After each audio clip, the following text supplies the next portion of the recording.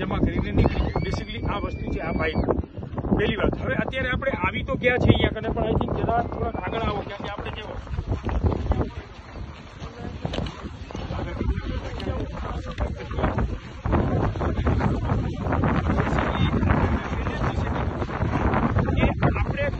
આવ્યા છીએ તો કચ્છની અંદર આપણે કઈ ખાલી એમને બધું જોઈને નથી વહી જવાનું.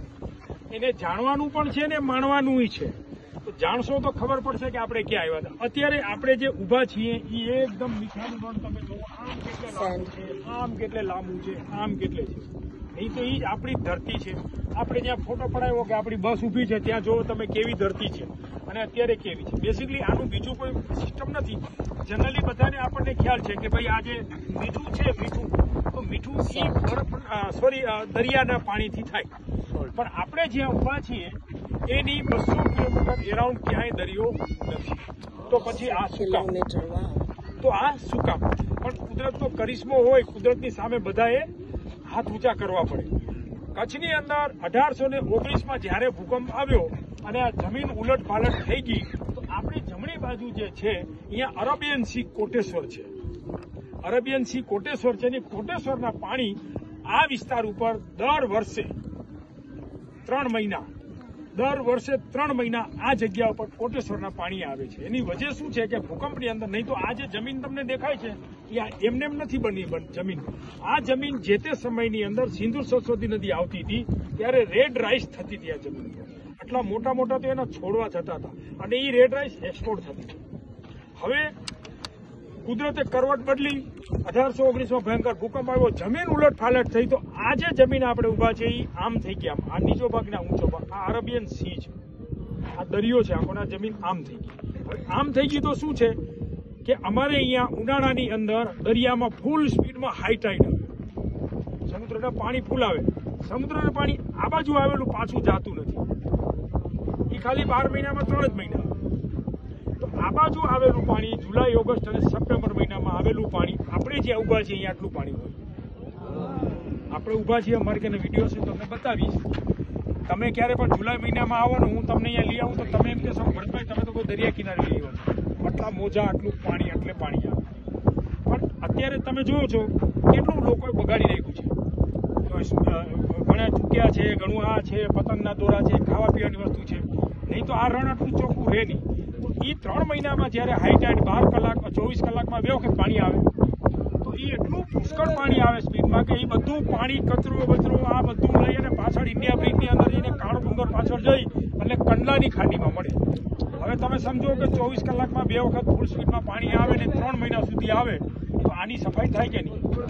સપ્ટેમ્બર એન્ડની અંદર પવન બંધ થઈ જાય એટલે જવાવાળું પાણી જાય ને હોલ્ડ કરવાનું હોલ્ડ કરી જાય, તો આટલું પાણી તો હોલ્ડ હોય જ.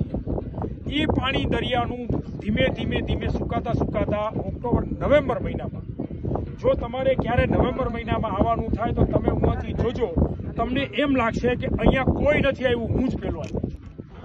એટલી બ્યુટી. એ કુદરત ક્લિનિંગ કરે છે આને, નહીં તો આ બધું વિખાઈ જાય એમાં. આ કુદરતી, કદાચ કોઈ ન કરે, ભગવાન કઈ સ્થિતિ બદલે ને અરેબિયન સમુદ્રના પાણી આવવાના બંધ થાય ને, તો આ રણ 2 વર્ષમાં પૂરું થઈ જશે. એટલે આ કુદરતની મહેરબાની છે.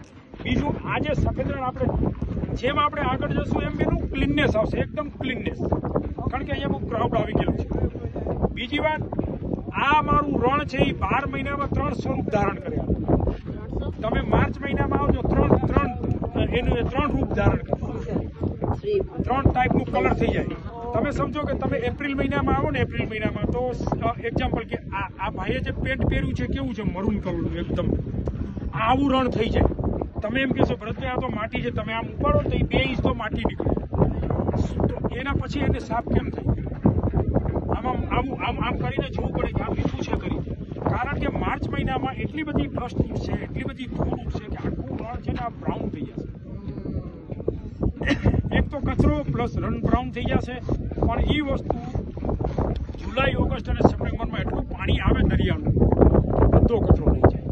પાછું નેક્સ્ટ યર્સ પ્રવાસી માટે રેડી થઈ જાય. કોઈ નથી એકદમ ક્લિયર. ત્રીજી વાત, મેડિસન માટે પણ. હવે મેડિસન કે આ જે વસ્તુ છે એ મેડિસન માટે અતિ ઉપયોગી છે. ઘણા લોકોને દમાની બીમારી હોય છે, શરદી હોય, ફૂલ નાકમાંથી પાણી નીકળતા શરદી હોય તો જે મેડિસિન કે અગર કોઈ વ્યક્તિ ખુલ્લા પગે વધારે નહીં 15-20 મિનિટ ખુલ્લા પગે આની ઉપર હાલે ને તો ઓન ધ સ્પોટ એની નાકમાંથી પાણી નીકળવાનું ઓન ધ સ્પોટ એટલું ઇફેક્ટિવ છે. બીજું કોઈને દમા હોય, દમા તો 15 દિવસ સુધી એને રોકાવવું પડે, 15 દિવસ સવાર અને સાંજ આનું વોકિંગ કરે ખાલી આ વેધર તો એની દવા એનું તાપ છે મટી જાય છે દમા. શ્વાસની બીમારી.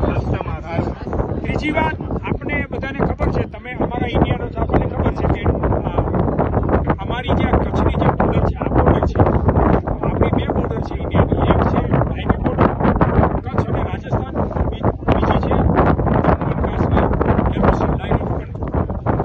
કચ્છ અને રાજસ્થાનની બોર્ડર એવી છે, સાયલેન્ટ બોર્ડર છે, એની ઉપર યુએનઓનો એટલે અહીંયા કને કોઈ દિવસ માથા કે ડખા કે આવું બધું ના થાય. બીજી વાત કે તમે લોકો જ્યારે પણ વિદેશથી આવો કે જાઓ તો આ જે રૂટ છે તમે જો હું લગભગ તમને બતાવીશ આસમાનમાં, આ તમારો ફ્લાઇટ રૂટ છે, ઇન્ટરનેશનલ ફ્લાઇટ રૂટ છે.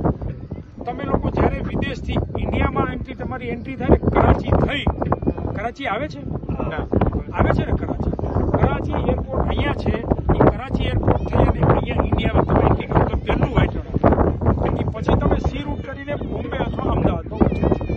આ ઈ રૂટ છે, ફ્લાઇટ રૂટ છે, ઇન્ટરનેશનલ ફ્લાઇટ રૂટ છે. ત્રીજી વાત કે મેં એક સમય અહીંયા નોકરી કરી, આમાં પેટ્રોલિંગ કરતો હતો હથિયાર.